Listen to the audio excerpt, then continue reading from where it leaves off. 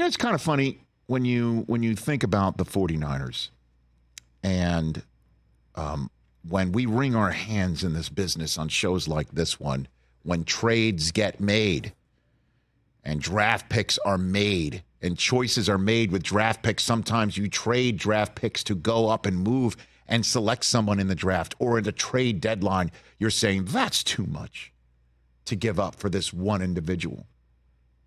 And then when that one individual does not perform well when you acquire them, you hear nothing but, did you forget about what they gave up for that player? I mean, we heard that about Trey Lance forever. What the Niners gave up for him. It's insane what they gave up for a guy who they eventually trade away for a 5th-round selection. And then when the Niners go ahead and trade for Christian McCaffrey in the middle of last season, a guy who's got all the talent in the world but trouble staying healthy. Did you see what they gave up for him? Today, on this Monday, leading into Christmas week, 2023, do you hear anybody talking about what the Niners gave up for Christian McCaffrey or to draft Trey Lance? Zero. Full Blutarski. 0.0. Nobody's talking about him. Because Brock Purdy is dominating and Christian McCaffrey is dominating. And on Sunday, they did it again. Second 4-touchdown performance in the last 3 weeks for the Santa Clara game manager. And Christian McCaffrey going totally nuts. 3 touchdowns, 1 rush, 2 receiving. Oh, and, Debo's starting to come around as well. And Kittle's coming around. And Ayuk's doing his thing. And Juszczyk is getting involved. And Trent Williams is blocking people. And defensively, they are crushing with pick sixes of Kyler Murray. And Nick Bosa's coming for you, too. The best team in football, without a doubt. And McCaffrey is unbelievable and worthy of MVP talk if the MVP was truly about all players. And I bet all the nonsense you're hearing right now is how the Dolphins proved Tyreek Hill isn't their most valuable player because they smoked the Jets without him, as opposed to talking about how smart they were to rest him against the Jets.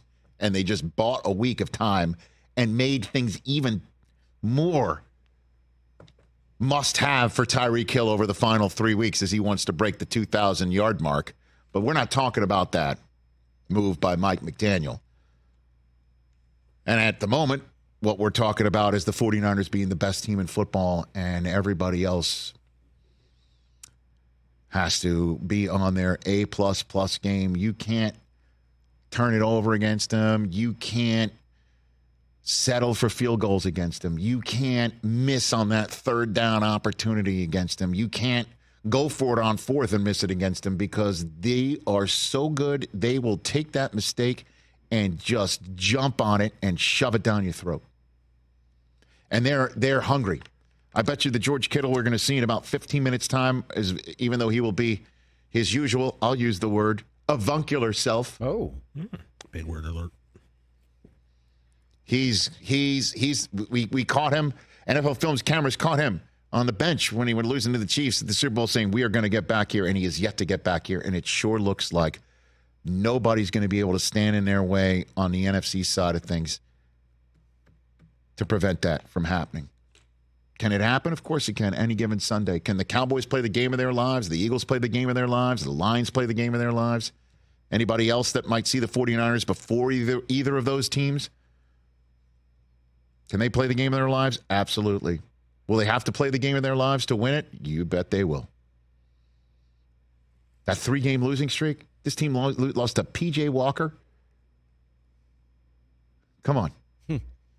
Unbelievable how that happened. Seems like forever right? ago. They had a 3-game losing streak, and that might be something that they build on. And as we're watching them go and talking about, is that something that helped steel themselves for the long run? And is that a turning point of the season? That's for later on. For the moment, though, we're talking about who's the MVP of this team.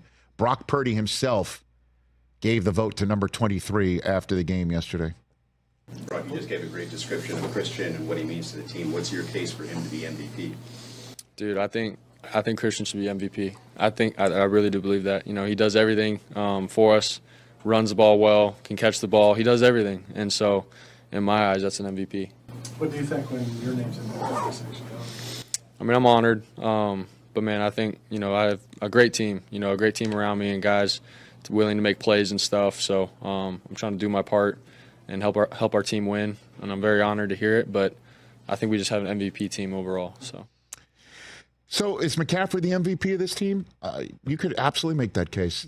Probably. And if he's the MVP of this team, then he should be the MVP of the league. And we're wondering if maybe there'll be split votes because it's usually a quarterback award. And here's the thing: is that Purdy is absolutely worthy of an MVP vote this year as well. And folks cannot handle it. I tweet about him, and the stuff I get back from me being bald and fat and stupid. Other than that, is he's just rolling the footballs out.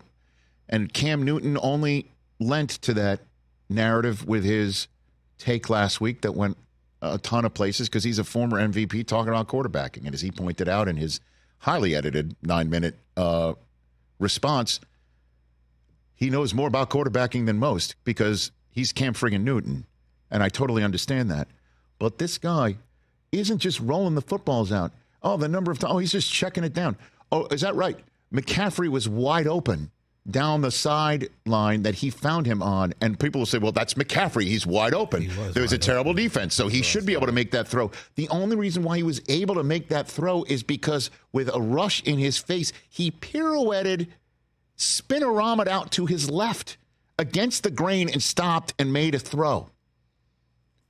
He makes throws that a lot of people don't think the final pick of an NFL draft should make. And everybody still uses his final pick of the draft status to think he can't do it. And I'm only bringing it up here because everybody looks at this kid and thinks he's just rolling it out. And you know what? I think at the end of the day, that ignorance, which is the only word for it, I'll say it, that ignorance is only going to be used as fuel. Because I think, again, I don't know him. He's only been on the show once, and I've met him once, and he's got a whole aw shucks personality. I think he is a killer because that's the way he's playing. I've called him Bambi with fangs. And, you know, and what plays into this as well, the broadcast yesterday, I don't know if you guys were watching it because it was going up against the Bills and the Cowboys. They showed, because, you know, he's from Arizona. So this was a big homecoming for him. And so they showed him growing up, pictures of him as a kid. And then he was honored on the field when he was a young ball player before going to Iowa State. And he looked the same. I'm serious. Like the picture of him, if they had just not said this was him as a young kid being honored on the field in Arizona with his family, I would have thought it was taken pregame. I swear to you. And everybody thinks just because he looks so young and he looks like a child that he's not a man coming for you. And by the way, utilizing the weapons that he is so fortunate to have. So yeah, like if, say, Zach Wilson was there or Mac Jones was there, example, would both of them be having better careers? Yes. Would they be as good as Brock Purdy? We'll never know. But the bottom line is Brock Purdy has gotten the opportunity, and he has knocked on the door and not only blown it open, but has taken ownership of the house. He's paid off the Niners' mortgage, and it is his house. And he has yet to act like he should put up his feet in it. It looks like he's asking if he should still take his shoes off when walking into the house. Wait till he has the attitude of this is me and my place. Holy cow, you better get him now. That's the way I think of when I watch him play. And McCaffrey is dominant, and Kittle's dominant, and the rest of them are dominant. And good luck to everyone else. Catch the Rich Eisen Show every single day on the Roku channel, 12 to 3 Eastern, for free.